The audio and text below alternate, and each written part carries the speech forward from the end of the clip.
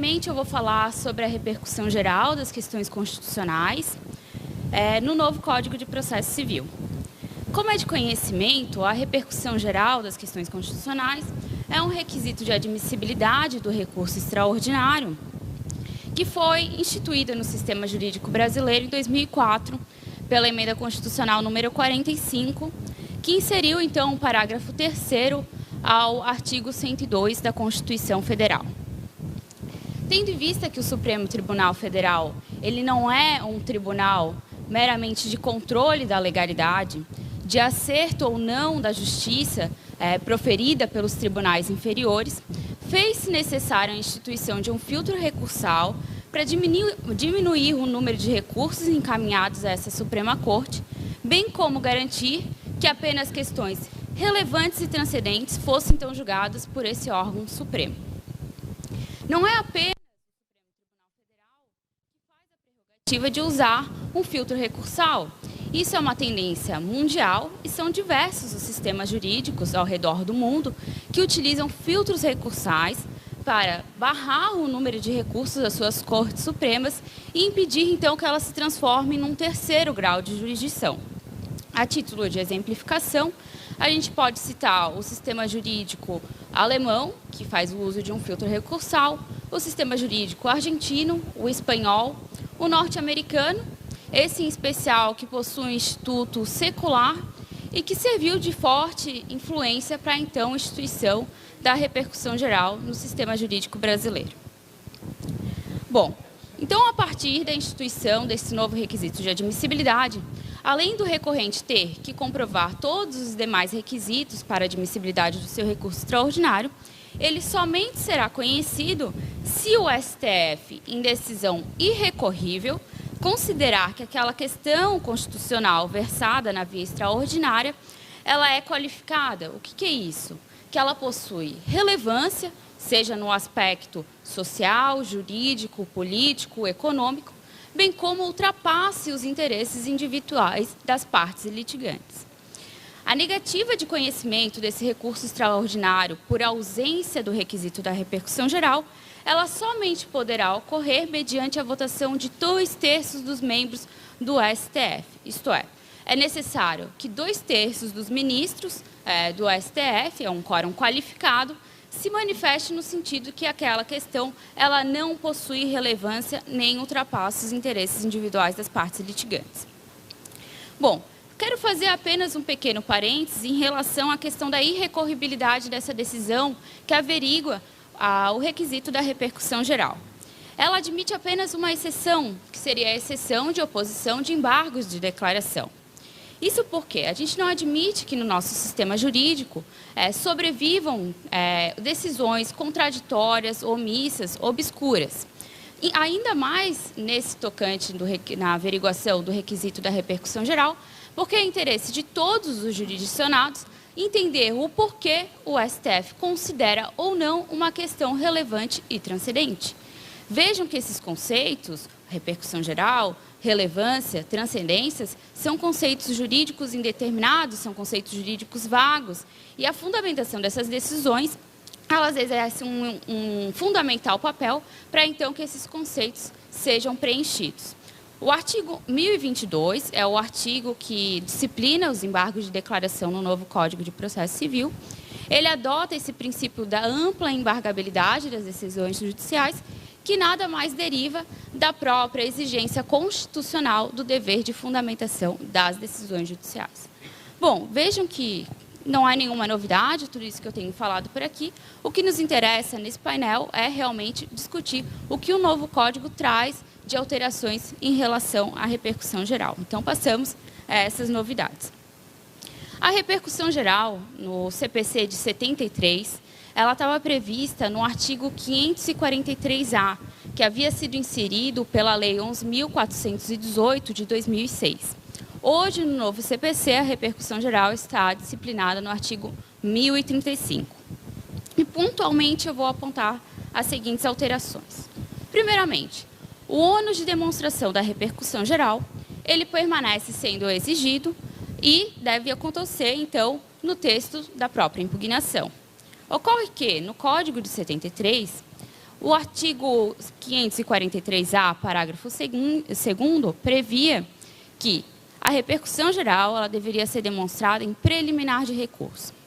Então, da interpretação literal deste dispositivo, o recorrente que deixasse de dedicar uma preliminar de repercussão geral, ele teria, então, o seu recurso extraordinário não conhecido, com base nesse dispositivo legal, no próprio regimento interno do STF e bem como na vasta jurisprudência proferida, então, por esse órgão de cúpula. Todavia, convenhamos que inadmitir um recurso extraordinário que pode tratar de uma questão relevante, e essa relevância não se traduz simplesmente para as partes litigantes, mas para a parcela da nação, ou quiçá para a nação como um todo, não parece sensato, simplesmente porque ele deixou de demonstrar em preliminar e fez a demonstração de uma outra forma. Pode até ser coerente que essa demonstração deva ocorrer em preliminar, tendo em vista que a repercussão geral ela é um requisito de admissibilidade do recurso extraordinário e será avaliada antes do próprio mérito do recurso. Mas não poderia servir de óbice para que esse tribunal, então, avalie uma questão possivelmente relevante para o país inteiro. Então, nesse sentido, o novo CPC, ele tira do parágrafo 2º do, então, agora, artigo 1035, essa expressão em preliminar de recurso, o que leva a crer que o Código está afastando, então, a perpetuação desses formalismos excessivos que prezam simplesmente pela forma. O ônus argumentativo de demonstrar que aquela questão ela possui relevância e transcendência, isso é, repercussão geral, ele permanece sendo exigido. Mas essa supressão da expressão leva a crer que não há mais necessidade que seja de preliminar, podendo ocorrer de uma outra forma, desde que o recorrente, de alguma maneira, demonstre, então, essa relevância e transcendência no seu recurso extraordinário. Resta, no entanto, a gente aguardar se o Supremo Tribunal vai alterar, então, esse seu regimento interno, bem como a jurisprudência que vem proferido ao longo desses anos. A segunda alteração diz respeito às presunções absolutas de existência da repercussão geral, que estão previstas no próprio parágrafo 3º do artigo 1035 do novo CPC. A hipótese prevista no inciso 1, ela diz respeito à presunção de repercussão geral, sempre que o acórdão recorrido, que será impugnado, for contrário à súmula ou jurisprudência dominante do Supremo Tribunal Federal.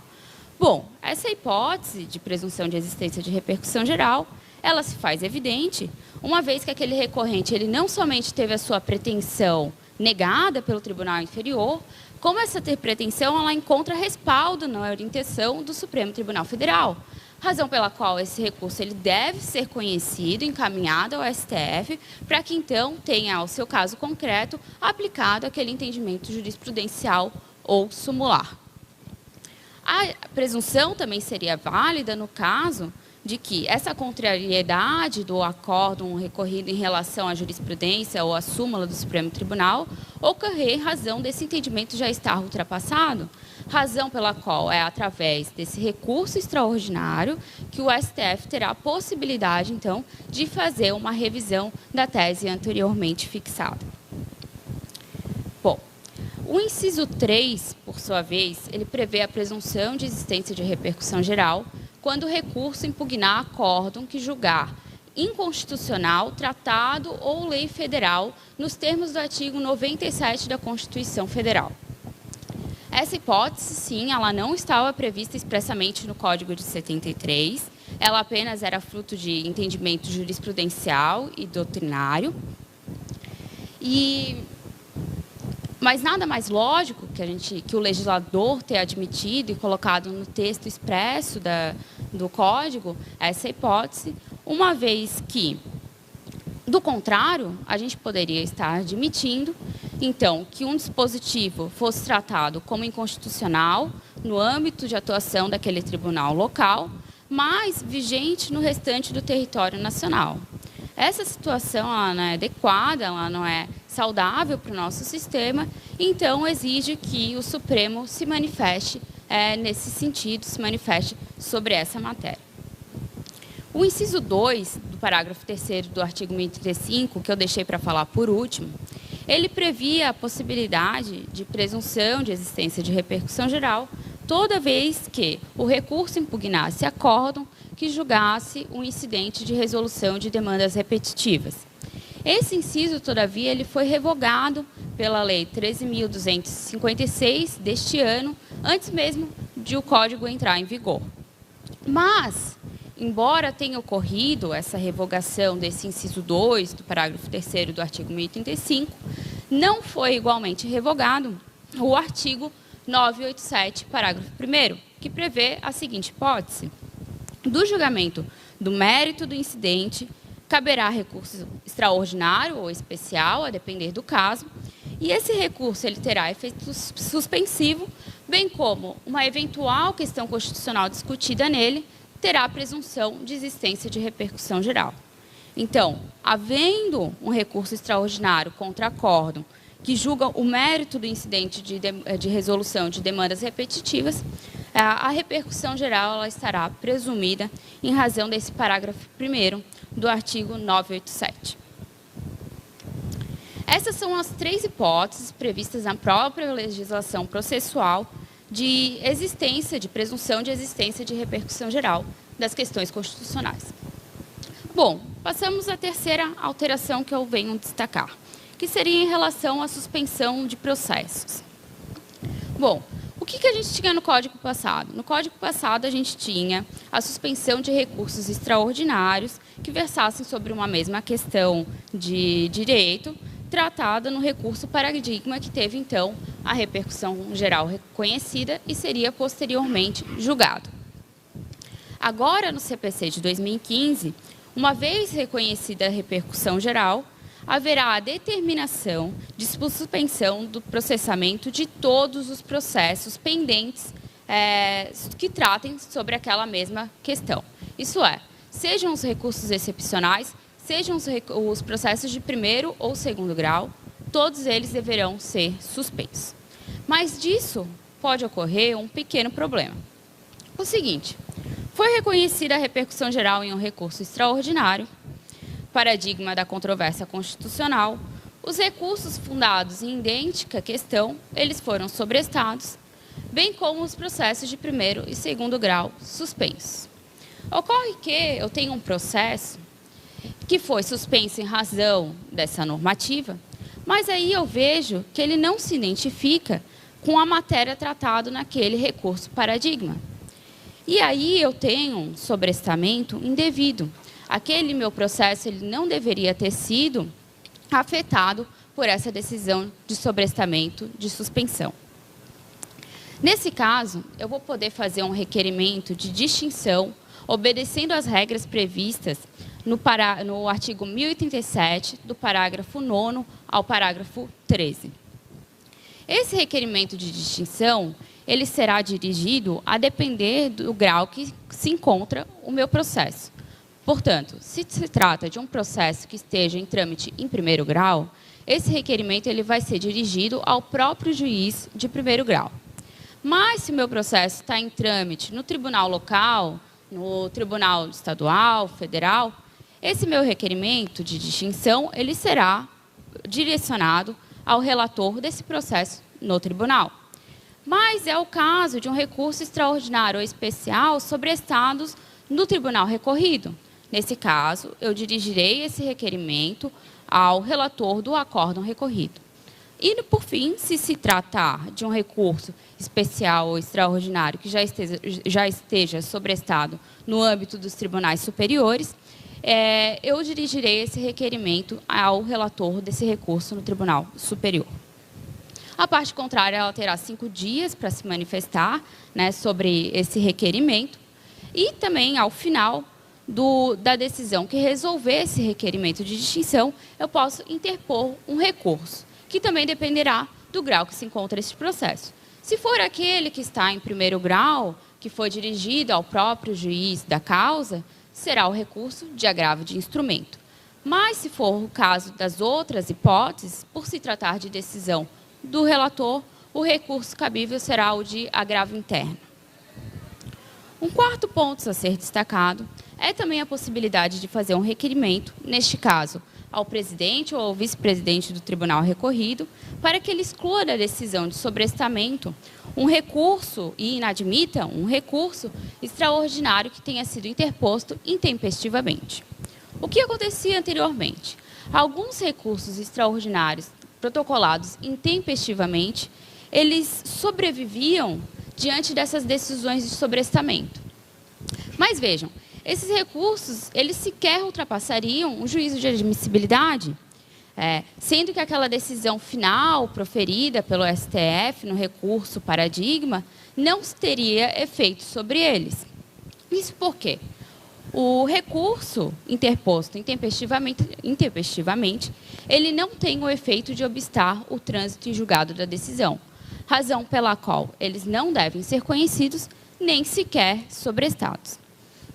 Assim, deste modo, o CPC, ao possibilitar que o interessado faça esse requerimento, visa justamente isso, evitar que aqueles recursos extraordinários intempestivos sobrevivam no âmbito de atuação dessas decisões de sobrestamento. O recorrente que supostamente fez esse protocolo intempestivamente, ele terá 5 dias para se manifestar e, ao final, no caso de indeferimento deste requerimento, eu ainda posso me valer da interposição de um agravo interno. A quinta questão a ser destacada é em relação de que os recursos dotados de repercussão geral, eles deverão ser julgados em 1 ano e eles terão preferência sobre os demais feitos.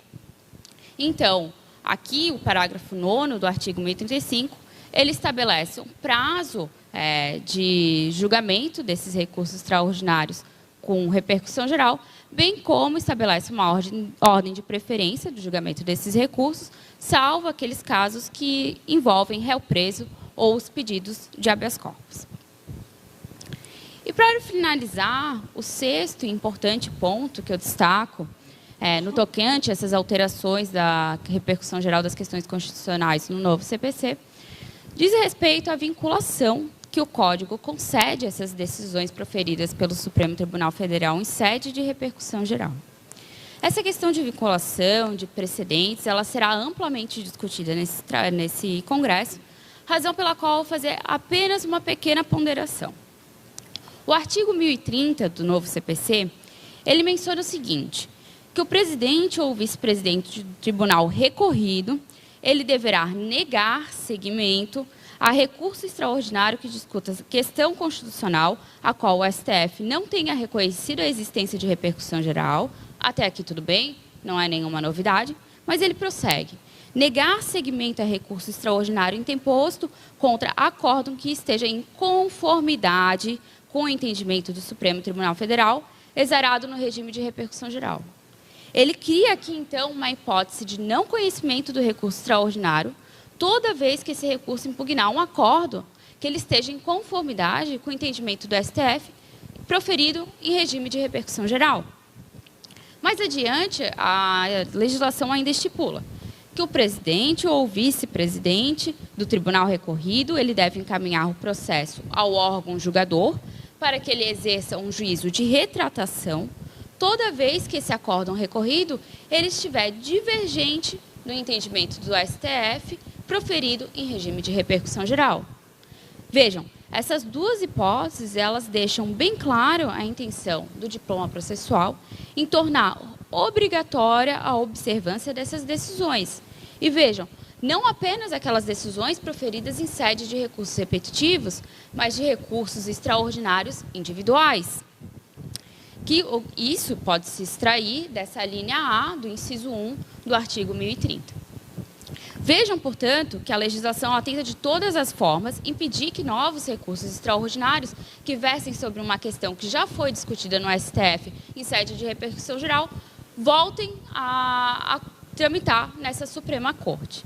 Só que isso, a longo prazo, pode causar uma imutabilidade da jurisprudência do STF, razão pela qual essa regra ela deve ser coerentemente flexibilizada toda vez que houver um desgaste ou uma incoerência nesse posicionamento, em razão de alterações sociais, econômicas, jurídicas, que não o sustentam mais, sob pena de a gente ter o impedimento da natural evolução do próprio direito. Assim, no caso de negativa de admissibilidade, quando o recorrente tiver a negativa de admissibilidade desse recurso extraordinário pelo tribunal recorrido, com base nesse inciso 1 do artigo 1030, recapitulando, que negar seguimento ao recurso extraordinário interposto contra acordo que esteja em conformidade com o entendimento do STF proferido em repercussão geral ou no caso de recursos repetitivos, ele pode se valer, então, de um agravo interno para tentar resolver essa questão e reverter essa questão no âmbito do tribunal local, alegando uma distinção ou um motivo pelo qual aquele precedente não deve ser aplicado no seu caso concreto, para que, consequentemente, esse recurso seja admitido nesse juízo provisório de admissibilidade e, então, seja encaminhado para o STF para ser julgado. Bom, essas são as principais alterações que eu considero em relação à repercussão geral das questões constitucionais no novo Código de Processo Civil.